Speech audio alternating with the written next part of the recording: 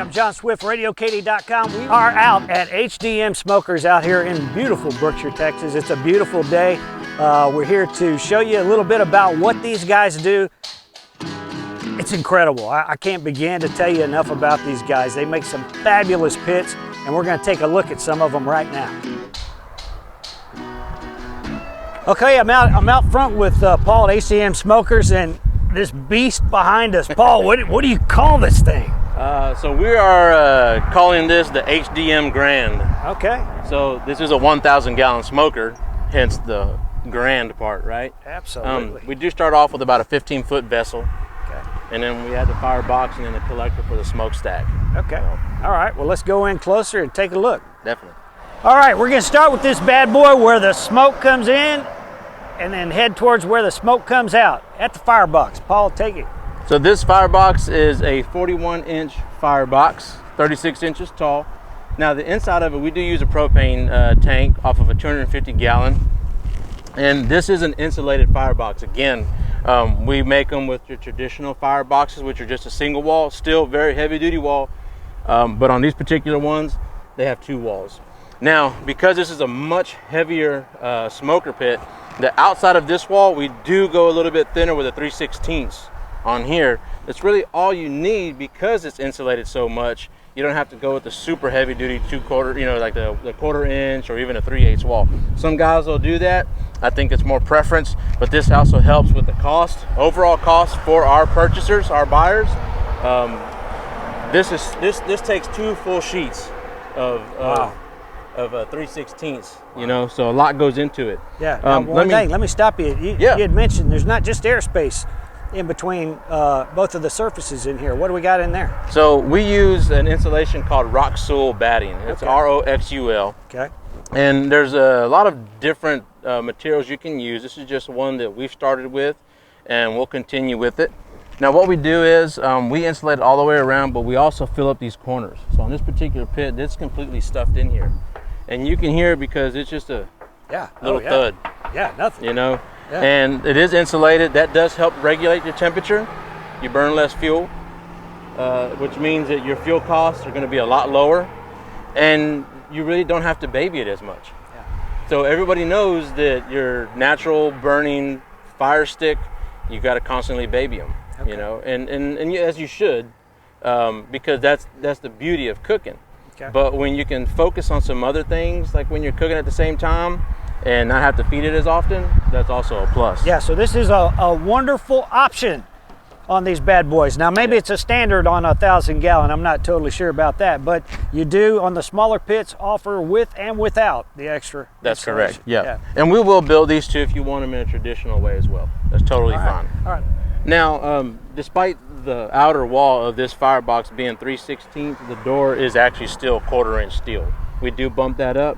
Everything that we use for handles and detents are 1/4 inch. And this is just your basic pivoting. And you can see the inside of that firebox. There is some ash in there because we have seasoned this already one time. We are going to try to season it one more time. That helps burn off all that excess mercaptan and the propane that this tank, you know, that's what it was used for when it was in service. Yeah, I was going to say, great excuse for a good lunch, right? Yeah, you better believe it. And now it's going to go to a lot better use, I think. All right, sounds good. Right? Sounds good. Feed hundreds and thousands of people. Yeah. So if you notice, there's a reason these fireboxes have to be so deep. You want proper fire management, particularly on a big pit like this. You can put in your fire bed, your coal bed towards the front, start to warm up your wood here and get it all dried up. When you put it on there, and you can move it around a little bit. Now, I'm no pit master, John, so I never claim to be. I'm just a smoker builder. But I know that the pit masters know how to manage their fire very well, and that's the beauty of them. You know, they know how to take full advantage of a firebox this size. Great. Now, on these doors, we do put these detents here. It does have 2 spots, so depending on how much air you want in or you don't, you can just adjust it, and then that helps adjust your fire. You can bring it up, so like if you're cooking some chickens and you have to cook them fast, open that thing if you want, you know. If you're doing some ribs, take it down a notch. You're doing some briskets where it's slow and low, bring it in. That's all you need. So that's our firebox welded onto that 1,000 gallon. So what we're looking at right here is door number 1. of your cook chamber. And inside the cook chamber, we actually, there's 4 doors, but we have 5 racks. And we do it that way so that your racks are smaller than your door, so you can get them out a lot easier. They're a lot smaller than your door, so you're not getting bound up. On all of them, we do add upper racks. On the 1,000 gallons, you do get 2 racks up top, or 2 cooking racks upstairs. Yeah. You do get 2 cooking racks above, but you can place them anywhere you want inside the vessel. Yeah, and that sucker's deep. How deep is that? This is 41 inches. Oh my goodness. Yeah. You could slap some meat on there. 41-inch diameter. Depending on the size of briskets you get, John, you can do anything from like 30 briskets to 40 briskets. Wow. All right, roadside here, obviously having to put up with everybody passing by looking at this wonderful, massive pit here. Now, the heart of your cook chamber, I personally think, are your thermometers. Because if you don't know what the temperature is doing inside, how do you know how to manage your fire, right? So you have to have some reading. So on our 1,000 gallon cookers, we actually add 8 Tell True thermometers. So if you know anything about the barbecue game on thermometers, Tell Trues are the best. They're at the very top. And we take it one step above, and we purchase the ones that you can recalibrate. In the event that you feel like they're off a little bit, you can always go back in and recalibrate all your thermometers. And then we do have our HDM logo inside of it as a nice little touch. Very nice little touch. Now let's talk about the actual seal on the door. So this has always been a preference for me. This goes all the way back to my high school years, actually. When I first started building... What about 5-10 years ago? Yeah, 5-10 years ago. When I started building smokers as a classroom project in welding shop, we put our straps on the inside. Okay. And it's always been something that I've enjoyed. I like it. I'm very transparent when it comes to the work that we do. And I want you to see the lines that we cut on our doors, how tight they are. Let me close one right here. Now keep in mind, this is a 60-year-old propane tank, so it has some of its own characteristics. But we cut our lines nice and tight, and you'll see just how smooth and straight they are. They're not all over the place. Very nice. This is one of the parts of the pit that we spend the most time on. Yeah. And look how nice and flat it is. I mean, you don't have any kind of rippling whatsoever, which I'm sure is dependent on the tank, but I'm sure you run into those problems as well occasionally. Absolutely. Okay. Absolutely. And I'll tell you a story on door number 3. Okay. So on our doors, we also have these counterweights. For those of you guys that know, and John knows just how heavy these doors are, you do need something to hold them back so they don't come back and fall on you. Absolutely. Now, especially if you're tall like me. Yeah. Now what we did is, on top of just having a counterweight, it's also the hinge, and it also has a built-in stop, all into one piece. Why is that important? It's important because, again, that lets us recreate this or rebuild this over and over again at the same quality, and it helps us in our production time. One of the biggest issues with building smoker pits right now in the industry is there aren't enough smoker builders. So the guys that are out looking for barbecue pits and things like that, they just can't get them delivered fast enough. Despite they might do the same thing too as far as production goes on these parts. So this is just something that we've done, that we've invested the time and the money to figure this out so that we can get this done. Also, we add our own little touch to them. I mean, there's some nice modern style counterweights, our hinges, even matches our door handles that you see down here onto what's an old classic propane tank. Yeah, I love the finish on that tank. It's just beautiful. It's got so much character. And you'll see that we've also, when we do, you'll notice how the door, I'll raise it, and like those last couple of inches, it just kind of goes back by itself. So that's taking the time to make sure that the counterweight is just slightly heavier, and that pivot point is just at the right spot where it just pulls that door back. Yeah. Which makes a lot of difference when you're height challenged. I can grab a corner like that, and man, I'm just telling you, it's so easy. Look at that. I can do it with one hand and just push it and let it go. Now, John, you mentioned the finish that this particular smoker pit has. There are some options to paint them. Right now, we're in a small facility, so it makes it a little bit more difficult for us. We can do it, just takes a little bit more bite out of us. Yeah, I love the character though. But what we do on this one is we actually coated it with linseed oil. Nice. Now, your linseed oil, when you put it on, it's very viscous, very thick, and tacky. But when it dries up, it's almost, I mean, it's still a little tacky, but it's not as oily, you know? And what it starts to do is it seals this metal much like you would a cast iron skillet. So when we say seasoning, you know, you continually have to season them. But at a cost of painting it, it's a huge cost savings going this direction. Yeah. We include this with all of our smoker pits unless otherwise told, then we will paint them. You know? All right, so on door number 3 was probably our largest obstacle that we had on this particular smoker. And I'll point out that this 1,000 gallon isn't a solid piece. When they build them way back when and still to today, they assemble 2 tanks together, and you'll notice here, if you can see it, it actually has a weld seam. Yep. All the way across. This is when you cut this and these doors relax, or this tank rather said relaxes, because now it no longer has this support. This door is 3/4 of the diameter of this pipe. It flexes, it moves.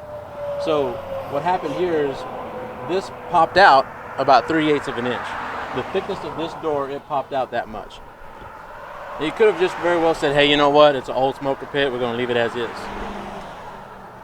But that's not acceptable.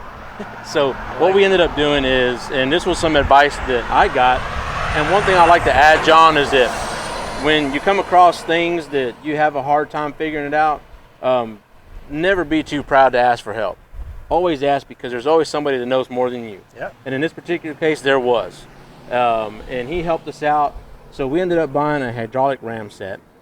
And what we did was we bent the tank to the shape of the door. Wow. So your door is in a relaxed state. So what we want to do is bend the tank to the shape of the door, you know, wow, so that any heating, now it takes a lot of pressure. It was a 10-ton hydraulic ram set jack. So we go in there from the inside, push it out, and we straighten them out as best as we can. Like I said, the looks perfect. 60-year-old tank got some character, but it's a lot tighter, it's a lot better, and of course with your strapping on the inside, you can adjust that strapping, and that's what we've done. Yep, just another tap on the quality bar on your side. Yes, sir. Last but not least is the smokestack. And sometimes what people tend to forget about is how important your draw should be on your whole cook chamber. But if you have a small smokestack, you're not going to have proper draw. It's not going to pull that heat from that firebox. And keep in mind, with a 1,000 gallon cooker, you have 15 feet that hot air and that smoke, that flavor that is traditional to Texas barbecue, it has to travel. If your smokestack isn't the right size, you can't get it over there. All you're going to do is just choke your fire at the other end. So what we do is we go with the collector approach. And we put our collector right dead center of the vessel. So if I was to draw a line through here, my cooking grates are right in the middle of this line, all the way across. Now, why is that important? When your fire and your smoke starts to rise and it comes through the cook chamber, you want it to run across all the way to your collector. And this is what we call a collector box up here. This right here is what's creating that draw. It's pulling that smoke through, and it's pulling it evenly across your cooking grates.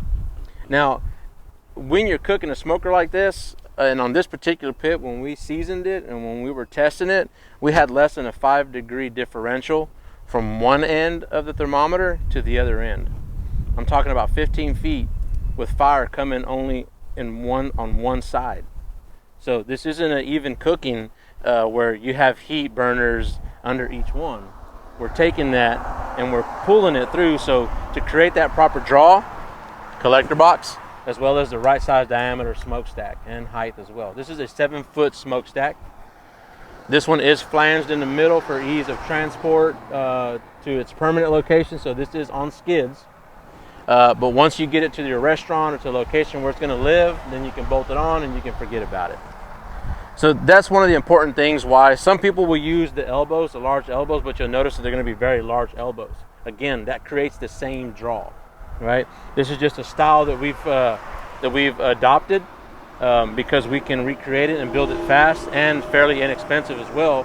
A lot less than you would with most elbows. I like the fact too that they're easy to clean out. It's wide open from the inside of the pit. You can get in there and get all of that creosote or whatever it is that collects. Yep. You can get it out of your way and you're good to go. Pit's nice and clean for the next run. Yeah. So you'll see that all those parts, all the way from your firebox to your cook chamber, to your collector, to your smokestack, they all play a pivotal part. If one of those is off, your smoker isn't going to work. So what we do is, and what I tell people is that we build these smoker pits volumetrically correct for proper convection. That's what's important. We don't put these pits together haphazardly, because again, if you're using this as a professional, as a restaurant owner, you don't have time to waste. Right. Time is money. You need to be able to cook, and you need to be able to cook consistently every single time. So that's why it's important that when you purchase a pit or you're looking at smoker pits, you're buying from someone reputable that's done their homework, that they've sat down and they've tested it and they've tested it and they've tested it and they've cooked on it. I get a question sometimes, John, people ask me, they tell me, okay, well, since you build smoker pits, do you know how to use them? Right. And I tell them, of course I do. Yeah.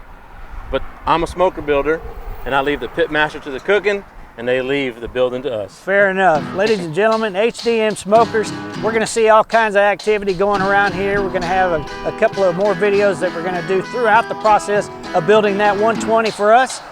So we hope you enjoy these videos because they're going to be a lot of fun and you're probably going to learn something valuable.